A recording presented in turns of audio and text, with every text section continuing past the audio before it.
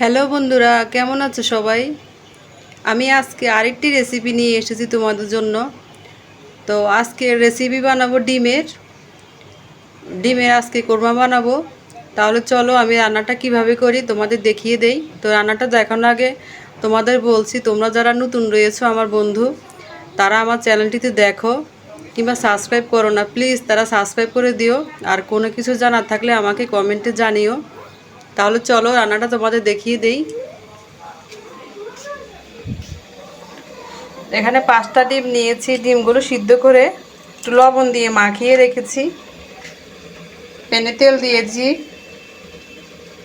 তো ডিমটা আমি হালকা করে ভেজে নেব।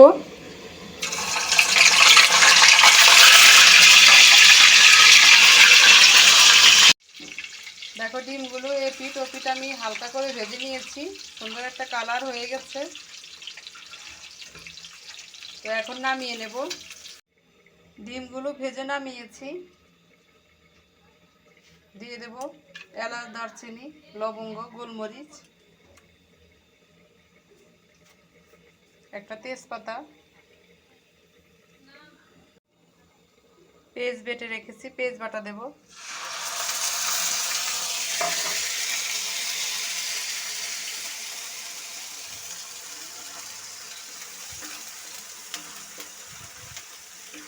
পেঁয়াজ বাটাটা ভালো করে কষিয়ে নেব। 1 চামচ রসুন বাটা,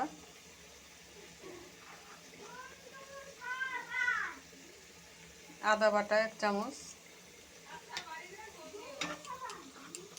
ভালো করে মশলাটা কষিয়ে নেব, কাঁচা গন্ধটা যেন না থাকে। এখানে কাজু বাদাম আর কাঁচামরিচ বেটে রেখেছি, পেস্টটা দিয়ে দেব।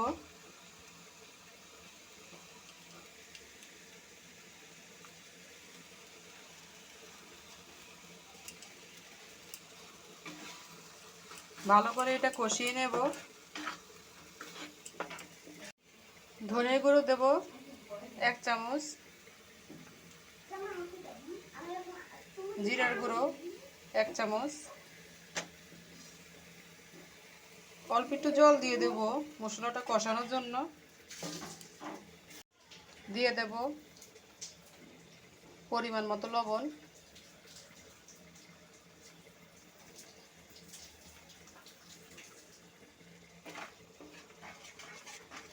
ভালো করে মশলাটা কষিয়ে নেব।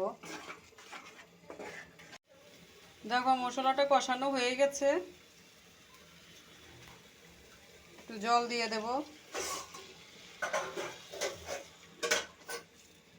হাফ কাপ জল দিয়ে দিয়েছি।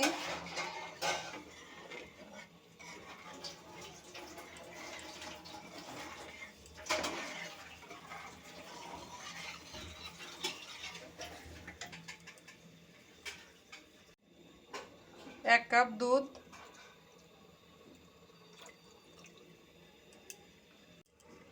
দুধটা দিয়ে দিলাম, হাফ কাপ দুধ। ডিমটা দিয়ে দেব।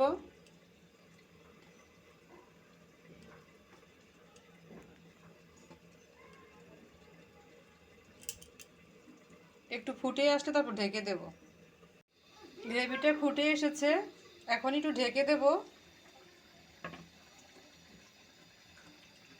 চুলার আঁচটা একটু কমিয়ে ঢেকে দেব। হাফ চামচ চিনি দিয়ে দেব। দেখো প্রায় হয়ে গেছে, গ্রেভিটা অনেক ঘন হয়ে গেছে, এই যে ঘন হয়ে গেছে।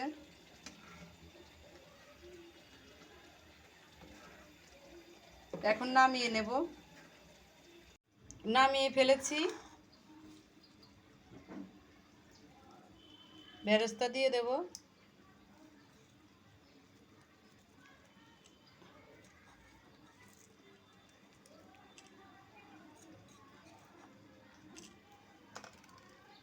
একটা কাঁচামরিচ দিয়ে দেব।